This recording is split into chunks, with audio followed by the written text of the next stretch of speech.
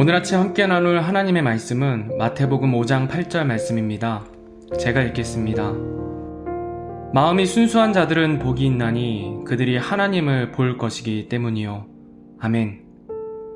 오늘은 팔복의 6번째 말씀인 마음이 순수한 자들은 누구이며 그들이 받을 복인 하나님을 보는 것이 무엇인지 살펴보므로 하나님께서 우리들에게 원하시고 바라시는 뜻이 무엇인지 알아보는 시간 갖도록 하겠습니다. 사람은 영과 혼과 육으로 구성되어 있습니다.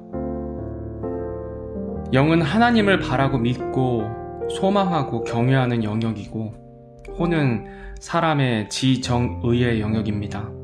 육은 우리의 몸으로 보고 듣고 맛보고 만지고 냄새를 맡는 오감의 영역입니다.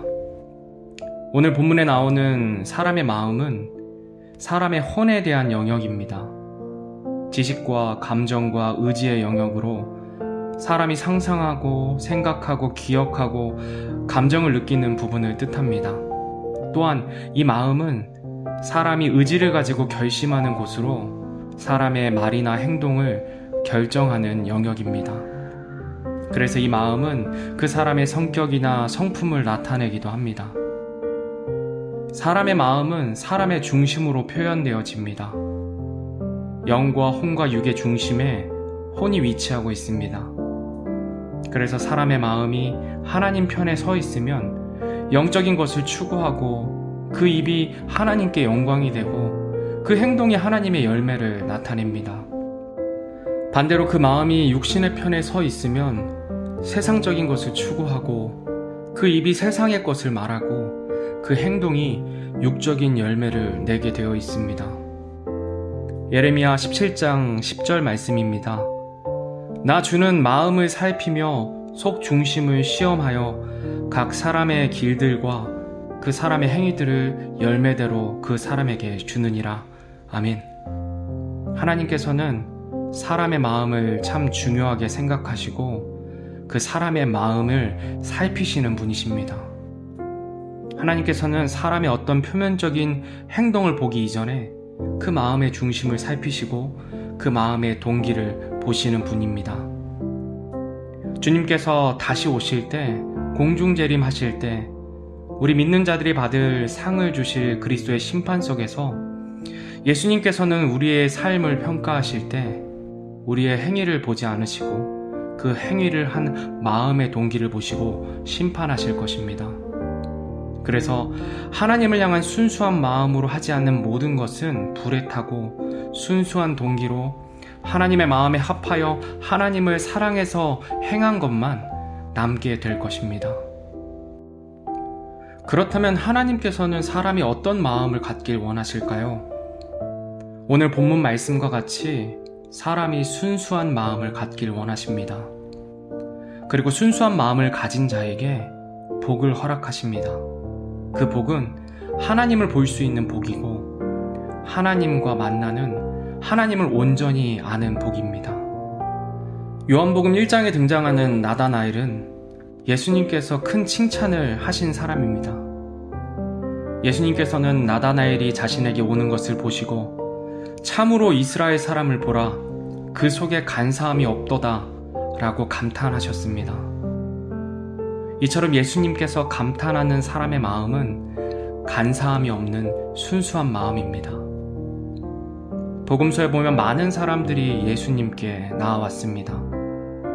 어떤 이는 예수님의 오병이어의 기적을 보고 먹고 살 문제를 해결해 줄 사람으로 알고 나아왔습니다. 어떤 이는 자신의 병을 고쳐줄 자로 여기고 나아왔고, 또 어떤 사람들은 예수님을 못마땅하게 여기고 예수님을 시험하려고 나아왔습니다. 예수님 당시 이스라엘 백성들은 자신들이 추구하는 메시아에 대한 그림이 있었습니다. 그들이 생각하는 메시아는 자신들을 압제하는 로마를 무력으로 물리치고 이스라엘을 강대국으로 만들 메시아를 바랬습니다. 그런데 초림하신 예수님의 모습은 그들의 생각과 달랐습니다. 나귀를 타고 오셨고 목수의 아들로 오셨고 죄인들과 함께 했고 자기들이 그토록 싫어하던 로마의 권력에 순응할 것을 말씀하셨습니다. 사실 성경에는 초림하신 예수님과 재림하실 예수님의 두 가지 모습이 모두 기록되어 있습니다. 그들은 하나님의 말씀을 순수하게 받아들이지 않고 자신들이 보고 싶은 말씀만 선택해서 재림하실 때 왕권을 가지고 오셔서 세상을 통치하시는 강한 메시아만 믿고 있었던 것입니다.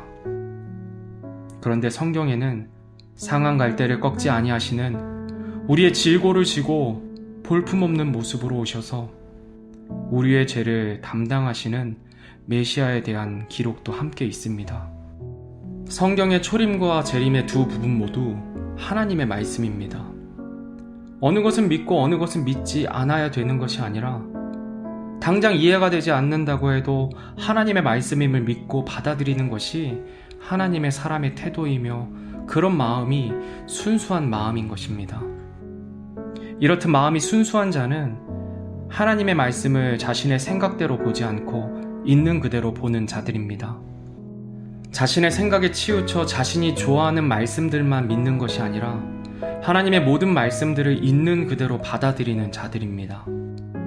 하나님께서는 사랑과 공의의 하나님이십니다.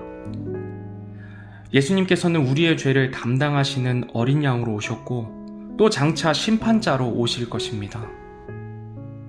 하나님은 모든 것을 결정하는 주권자이시지만 우리에게 자유의지를 주신 분이십니다. 이처럼 사람의 생각에는 상반되게 보이는 두 가지 모습들 모두 하나님이십니다.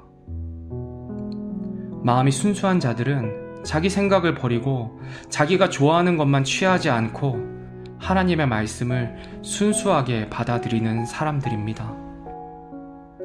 그렇게 말씀을 있는 그대로 받아들였을 때 온전한 하나님을 볼 수 있습니다. 비록 내 생각과 기록된 말씀이 다르다 할지라도, 논리적으로 이해가 되지 않는다 할지라도 말씀 앞에 내 생각을 꺾고 하나님의 말씀을 볼 수 있는 자들입니다. 성경에는 과학적으로 이해가 되지 않는 수많은 기적들이 있습니다. 그런데 구원받은 우리들은 성경에 나와 있는 기적들을 순수하게 믿습니다. 세상에서 배운 과학적인 지식과 다르다 할지라도 하나님을 향한 마음이 순수하기 때문에 그 사실을 있는 그대로 믿습니다. 하나님의 말씀을 보고 있는 그대로 믿는 것이 하나님의 말씀을 온전히 아는 것이고 말씀 대신 하나님을 온전히 보는 것입니다. 우리 마음이 순수하지 못할 때, 우리 마음 가운데 욕심이나 원망, 미움 등이 있을 때, 다른 것으로 가득 차 있을 때 하나님의 말씀이 잘 들리지 않는 것을 경험합니다. 내 마음이 하나님이 아닌 다른 것에 빼앗겨 있을 때 우리는 하나님의 말씀을 찾지도 않고 읽어도 이해가 되지 않고 감동이 되지 않고 찔림도 없게 됩니다. 설교 시간에 딴 생각을 하게 됩니다. 또한 말씀을 나에게 적용하지 않고 남에게 적용하게 되는 모습을 보게 됩니다. 말씀을 들어도 하나님을 보지 못하고 사람을 보게 됩니다. 이것은 우리의 마음이 순수하지 못할 때 나타나는 현상들입니다. 만약 우리의 마음 상태가 이렇다면 속히 하나님 앞에 나아가 간구해야 합니다. 주님, 나의 마음이 하나님 앞에 순수하길 원합니다. 내 마음이 깨끗해지길 원합니다. 나의 마음의 악한 생각들을 용서하여 주시고 깨끗게 해 주옵소서. 내 마음을 정결케 해 주옵소서라고 하나님 앞에 나아가야 합니다. 그랬을 때 하나님께서는 그 마음의 중심을 보시고 용서하시고 순수한 마음을 허락하셔서 온전히 하나님의 말씀을 보고 그 말씀 가운데 살아갈 수 있는 힘을 우리들에게 허락해 주실 것입니다. 마지막으로 이사야 55장 7절 말씀을 읽고 말씀을 맺도록 하겠습니다. 사악한 자는 자기 길을 버리고 불의한 자는 자기 생각을 버리고 주께로 돌아오라. 그리하면 그분께서 그에게 긍휼을 베푸시리라. 우리 하나님께로 돌아오라. 그분께서 풍성하게 용서하시리라. 아멘. 오늘 하루도 오늘 말씀 생각하면서 나의 마음이 하나님 앞에 순수한지 살펴보고 내 마음이 다른 것에 빼앗겨 있는지 살펴보고 내 생각을 버리고 하나님의 말씀을 온전히 알아서 그 말씀대로 살아가는 저와 여러분이 되기를 주님의 이름으로 소원합니다.